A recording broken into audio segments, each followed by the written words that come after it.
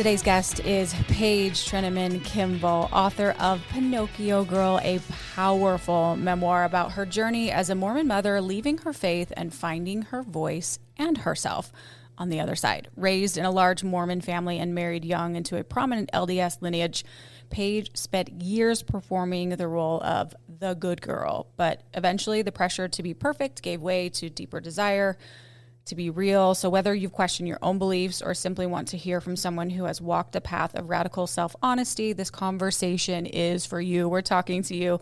Paige, thank you so much for being here.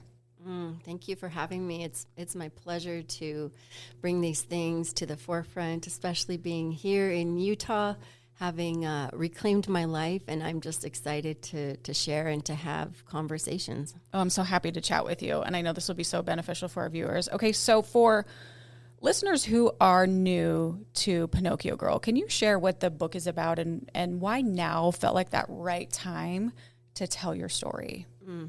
Well, I'm always listening to my deepest intuition nowadays, and so this book was just ready to birth me and to be born. And so what this book is about when a good girl stops performing and starts telling the truth. And also, as women, we are done being polite about our pain, and it is just time to be real. I like that, Paige. We are done. We are done. It's so relatable. Okay, so the title is so striking. What does Pinocchio Girl mean to you, especially in the context of performance, identity, and becoming real, like you said? Well, it's difficult to become real when you're constantly outsourcing your authority. And this is something that happens when you're in an organized religion. It's just natural. It's not something that you necessarily choose. It just happens. And so Pinocchio, the boy in the story, he needed to come to terms with his lies first, and I needed to stop lying, and I needed to burn my script. Okay, yeah, I mean that's what we know of Pinocchio, right? Is the lying and to stop the lies. You've said this book is about more than just your life. It's about bigger questions many women are quietly asking, like, what if I don't want to be good? What if I want to be real? What does that question mean to you personally? Well, in this culture, goodness is currency. And, realness, it's messy, it's unpredictable, it makes people uncomfortable. And so that's really what this is talking about. And it's giving women a permission slip to be gloriously messy. It kind of sounds, I mean, yes, it's scary because it's like change if you're not used to it, and change anything outside of like that bubble can feel so scary, but that's where the real growth is. Absolutely. And that can feel so good. So good. It's almost like you're just like taking off that heavy backpack or something. You know, I'm imagining just like the weight that you carry when you're performing all the time and not being authentic. One question, Paige, that so many people wrestle with during a faith transition is, can I really change my life without losing everything I love? What has your experience been with that? Yes and no, because you're going to have to grieve who you were or who you thought you were and who everyone else thought you were. And so there are many deaths that happen. And some of those deaths are within the relationships of people you love. One of them is with yourself, your old self. And then there are all the dreams that you have built up and that you've looked forward to possibly your whole life. And it all comes crashing down. Tumbling down. That's a good way to put it, where like there might be many deaths of just grieving the loss of like different personalities, different relationships. How has your idea of God or the sacred changed since stepping away from organized religion? This is such a good question because I was a woman of deep faith. My religion was so important to me and my relationship to God. And so when you leave, you're faced with whether to keep that relationship or that construct, however you want to look at it, or to dismantle it. So what I say is I put Jesus on the shelf until I figured it out. And I was so relieved when probably a decade later, Christ came back into my life, but it was just a new way, and it was a more integrated way, and it was a partnership much more than someone outside of me. And I was I was so relieved. And I write about that in my book. And it actually was during plant medicine, which may be controversial to some, but just extreme gratitude that I get to have a relationship with Christ, and that he is within me. That's a great way to put it. Like, you put it on the shelf, with anything in your life. If you're kind of questioning it, if you're just put it on the shelf where you're not completely walking away. You're just kind of putting it aside for a minute. It's a great way to put it. In the book, you write with honesty about shame, beauty culture, and body sovereignty. How has your relationship with your body evolved over time? Excellent question. I've always been really insecure about my body, and it's always been this mystery to me. Why is this so deep? My mother was a pageant queen. I was a pageant queen. My sister was a pageant queen. And now my body is my oracle. And so instead of, and I still struggle with my external appearance and perfection because it runs really, really deep. I have coined a term. It's called cosmetic salvation. And what it means is that when you're pretty enough, you're good enough. And there's we know there's a lot of societal pressure for this, but what we don't realize is how deep it goes. It's actually tribal. It's very, very old. And there are so many industries that capitalize on that and that use us. It's almost a form of slavery, to be honest. Well, and I think a lot of it happens also with social media now in the world and day and age of like, we're always just looking at ourselves or other people and comparing ourselves. And so it definitely can get so tricky. Okay, you also explore the idea that sometimes the thing I've been told is shameful is actually sacred. Can you share more about what that means to you? Yes. So we're taught to hide certain things about ourselves. And when we actually make friends with those things, whether it's something we're embarrassed about, which is, by the way, the whole reason I wrote this book, is to transmute my story. And I was like, I still have these little pieces that I'm ashamed about that if anybody knew, I would just die. So I was like, you know what? I'm just going to tell the world about it, because that is the quickest and fastest way to neutralize emotion and to transmute your story. And so that's what I did, and that's really a portal to power. I like that. What does embodied spirituality look like for you now? I think for me now, spirituality is every day. It's using all my senses. It's enjoying the sights, the smells, the scents, the sensations that my body has that I never knew it could have, now that I'm more free and have fewer brakes on and more gas, you could say. And so everything is spiritual to me now, every breath. And it is just a pleasure to be alive, and I feel like everything is magic to me now. I felt that with you, actually, because this is the first time meeting you. When I walked into our podcast room, I felt that, like, you're very present. Mm-hmm. You don't rush things. You were very, you have this glow about you that not everyone has, and you're very present with, like, enjoying the moment that you're in and appreciating it. And that makes sense with what you just said. Yeah. Thank you. Did it take you a long time to get to that place? It took me quite a few years. When we slow down and when we have new eyes to see, everything around us becomes, there are signs and wonders everywhere, and there are breadcrumbs for us to follow, answers to our deepest questions, what to do next, who to talk to, what experience to go deeper into. And living like that, living with that intention is such a game changer. Living with that intention. Okay, you write about reclaiming sacred sexuality, a topic many women raised, like in high demand religion, struggle with. What was that process like for you?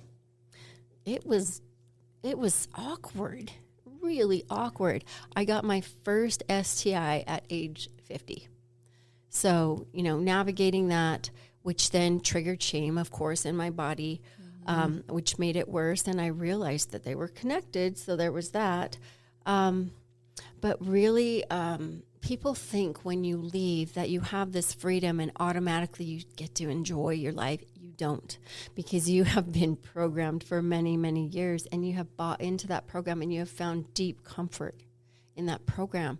So just because you leave doesn't mean that you're suddenly going to be free. And so you get to navigate and rebuild your life from the inside out. Luckily, I found some amazing mentors and a method that really worked for me to do that, to release those residues and alchemize all the stories, which I do with women now. But it is not smooth. It's a roller coaster. And I think women need to be prepared for that. Some women will just automatically swing wildly into promiscuity, for example, and find safety there. I went hardcore into a different flavor of spirituality. So a lot of people are into the drum circles, the plant medicine, sound baths, which I love all of that. And it can also replace your religion, which is still outsourcing your healing and outsourcing the magnificence that you find when you turn within. So a slow process is what you're saying. It was like slow. Yes, I think so. Also, there are some great hacks. Is there one that you can chat about or talk about that you could give us? You have to become so intimate with yourself. Okay. Which means stop lying to yourself. Yeah. Let's start there. And accepting every emotion that you have, and letting it teach you as it comes into your body. And every story, everything you've done, you have to fall in love with that. And not push it out, not stop it, not hide it, just let it be, whatever emotion it is. Yeah, make friends. Yeah. I like that. Okay, you were married young into a prominent LDS family. How did that shape your sense of duty, identity, or success in your early adult years, would you say? I was such a good girl. I was a poster child for Mormonism. And when I got married, I married someone who had a lineage in the church. And so he had prophets and apostles and these prominent leaders in his family line. And I thought that was pretty cool. And I thought that somehow that provided me security, that provided me a little bit of clout. Mm-hmm. And so to leave that, actually, I had to think about that deeply. And one of my best friends still is the prophet's daughter, the current prophet's daughter. I love her dearly. And so I lost a lot of friends through the process. How old were you when you were married? I got engaged when I was 19 years old. Okay. Yeah, young. How has your personal evolution affected your relationships with your kids now that they see themselves in the world? It was not easy for them to have a mother who was so deeply entrenched in the gospel, in the Mormon church, and taught them that was the way they should go. And then to suddenly do this, what felt like a 180, mm-hmm. They didn't know who I was, and they didn't know if they could trust me. So I lost the trust of my children in making such a quick pivot. But I'm a quick evolver. I'm a quick learner. And so it was a relatively fast process for me because I make mistakes quickly. What age were your kids? Because if someone's listening right now thinking, I'm going through this right now, and my kids are this age, and they're not trusting me. What age were your kids when it kind of all started? Well, I have 4 children, and my youngest was in high school. She was a junior, and so she finished those last couple years in an awkward way. She chose not to come live with me when I found a home, and I set up a bedroom for her. She just didn't want to be a part of that. And to this day, it's a pretty deep wound, and we're slowly reconciling that and working on that. And it's something that you can expect. It doesn't happen to everyone, but when leaving, just know that it's a possibility. But ultimately, I believe that truth prevails, and that authenticity is something that can always be sensed, even when people can't put their finger on it. Yeah. It is a high value for everyone. Yeah, I agree. Paige, writing a memoir can be incredibly vulnerable. What was it like to revisit these moments through the lens of a writer? Well, I am a huge fan. I had already written a screenplay and a trilogy for fun a few years before. But writing your own story is something completely different. And I encourage everyone to write about themselves and to write their story, because in doing so, you transmute it and you transcend it. And so I like to say, the story, you don't birth a story, the story births you. It's very, very true. And it causes you to have to put to words what happened to you, for you, and what you want it to mean. You get to choose that. You really get to assign the meaning to it. And so in doing so, it's like it alchemizes the past and enables you to take hold of the future. Sure. Well, okay, so the stories that were especially difficult to include, we all have our traumas or ones that felt too important to leave out. Were there stories that were like too difficult to include? Yes, definitely. The one I'm putting in last minute now is about my children when they were little. And I think there's certain things I bypassed without even meaning to. That was one of them, because it is such a beautiful, tender time, and I just cherish it so much. It was kind of painful to write about it again. Okay. A second one would be the latest edition. Before that was about a time I went to Los Angeles for a surgery. It was supposed to be kind of minor surgery, cosmetic, and it ended up being huge. And the physician did far more than I even bargained for. So painful. I was all alone. I didn't have one soul who knew where I was, because I was so embarrassed that I was actually doing this that I flew alone to Los Angeles. How old were you when this happened? I was around 50. Okay. Around 50. And so anyway, just horrendous experience. And I felt like, and that's one of those things that I was hiding. And I was like, nope. This one gets, because I'm hiding it, it's going to come into the book. And I did a whole chapter on who gets more money, God or the surgeon. And I make a parallel, the celestial room to the surgical suite. So here in Utah, that's a pretty hot topic, especially with television shows that expose the secret lives of Mormon wives, that look into relationships of perhaps polyamory or polygamy.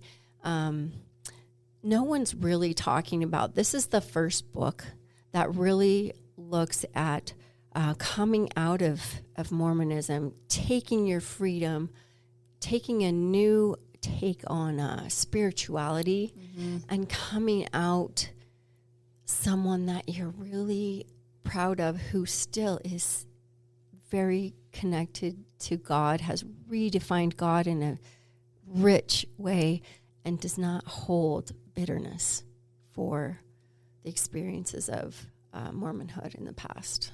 And that's probably a nice place to land, where you don't have that bitterness and you have the peace. What do you hope readers walk away with after reading your book, Pinocchio Girl? I hope that women start talking about all of it. I hope that they don't keep the things, the secrets. And I hope that they'll come. Brooke Lark and I, and she also has a story and a podcast, but we've created something called the Eve Collective, where we highlight these iconic women throughout time, and then we dance. And so that's one thing we do, where it's like, you know what, we get to be in our joy, and joy is also a very high vibrational emotion alongside with authenticity. And we also started what's called the Weavers Project, and that is where we just tell stories. It's a women's 40+ storytelling night. So I want women talking about their stories as a way of evolving together. I think the more we talk, the more we share, even though it's so vulnerable. It feels so vulnerable at the time. You have no idea how many people you're helping that feel so alone in their own story and their own truth. And just to know that that they're not, and they may have a similar story to you, is going to help so many people. Paige, if you could go back and tell your younger self one thing, let's just, maybe we do one or two things. At the beginning of your marriage, your faith crisis, or your motherhood journey, what would it be? I think that I would tell myself that I have everything I need inside, everything. And I have this ex-boyfriend that drove me crazy, and he always said, we always have one of those, two of those, or three of those, right? he called me out. He called me out. I had painted a painting, and I just couldn't get it right, my little perfectionistic self, and I ripped it up and I threw it in the trash. He fished it out, pieced it back together, framed it, and he put a little plaque on the bottom, and it said, "Our imperfections are our perfections." And I was like, damn it. You were right. And he called me out on this quest for constant perfectionism. And I would just say, you're already perfect. And everything in every moment actually is. Even the stuff that's gross and hard, it's for us. Life is always for us, not against us. I love that. Thank you for sharing that. That's so good. That's some good knowledge there. Okay, you ask, is there still time for me to become who I was always meant to be? How do you answer that question for yourself, or for someone else maybe asking that same question? You know, when you reach 40 and beyond, let's say menopause age, you're asking yourself this all the time. You're going through these big changes. Life isn't what it used to be. Sex isn't what it used to be. And there's something interesting, and that is that nature has selected for women to live longer than men, despite the fact that they can't have babies anymore. So why would that be? I believe it's because the women are the wisdom keepers, and the wisdom is what humanity needs to evolve. And so I stand for honoring the crone and having what I call a juicy genius life. Just like life gets to be even juicier when you come into that crone, when you come into that genius, because you've had so many jobs, you've lived through so many roles, you have so much wisdom in your pinky finger that you are absolutely invaluable to society. But your life will not reflect that until you see your worth. And once you do, and once you claim the pleasure, the prosperity, whatever it is that you want, maybe it's rest, it doesn't matter. Once you claim it and you learn that your very body is a template for magnetizing anything you've ever wanted, which then gets into not this interview, but deeper truths of the womb, your life becomes this magical thing because everything comes to you. That feels nice. That feels nice.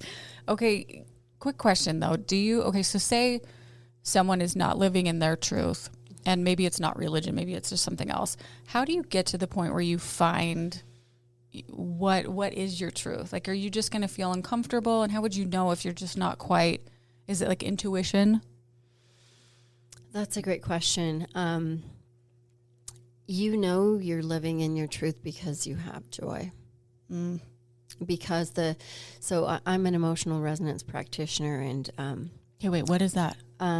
So what that is I'm like a detective. I'm like an emotional detective, and so we take a look at your entire life, and we neutralize the stories and the residues that you carry around that you tell yourself systematically. Okay. So it's cool. a system and a process and a journey. And so what I've learned through that is that, first of all, not to shun any of it, but the higher vibrational emotions, which are authenticity, joy, purpose, when we're living those, that's how you know you're on track. And when you align your values with your actions, I'm not kidding you, and I'm looking for a quantum scientist to prove this, but something truly happens where life starts lining up for you. There are 4 laws that kick into effect, and That's the law of compounding energy, law of magnetism, the law of momentum, and the law of charge. And it literally means that you have to work harder or work less hard to be more happy. Mm-hmm. It's science. I'm trying to prove it. That's one of my next endeavors.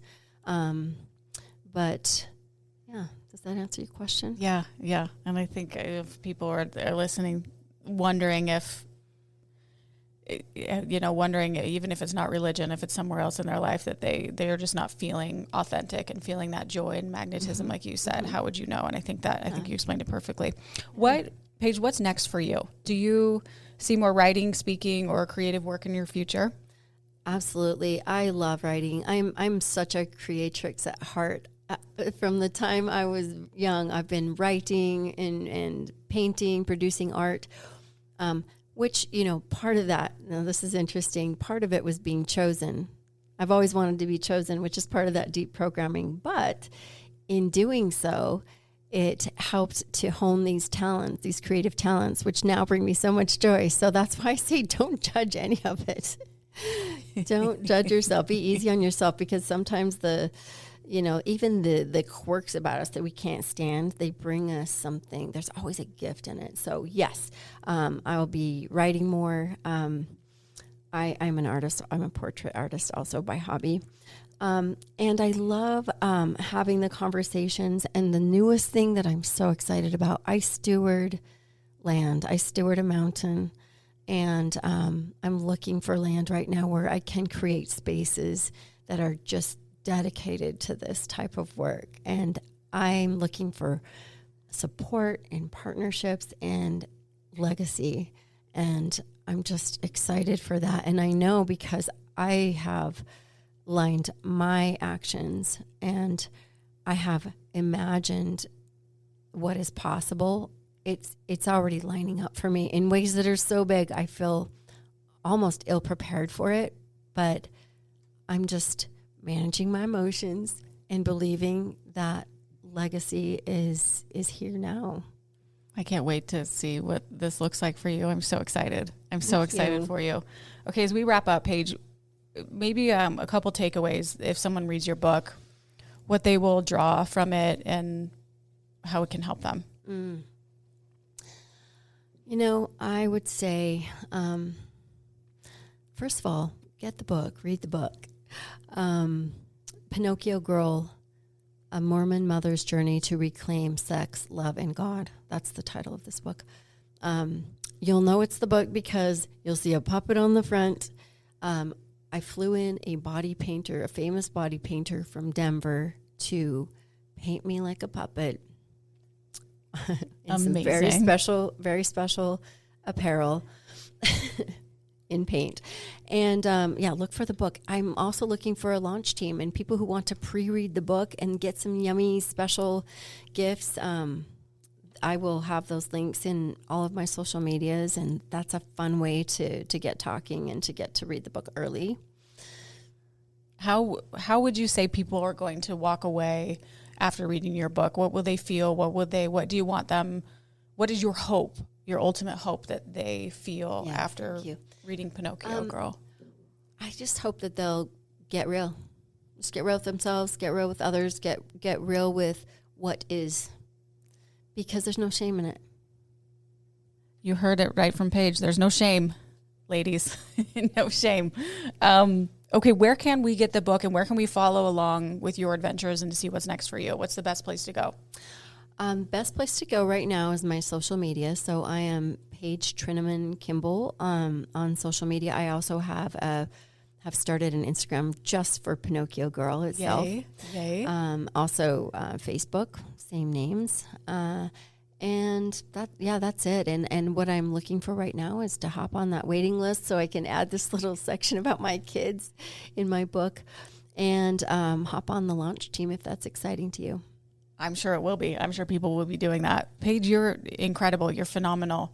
Thank you for sharing your wisdom and your knowledge and your story with our listeners. It's been a pleasure talking with you, and I can't wait to read the book as well. Thank you so much. Thank you so much for having me. And thank you for listening to another episode of Fresh Off the Set. Please rate, review, and subscribe, and we will see you next week.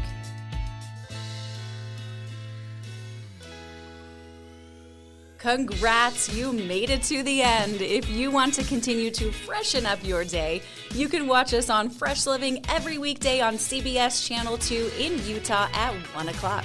You can also watch us on our YouTube channel, KUTV Fresh Living, and follow us on social media. We will see you next week.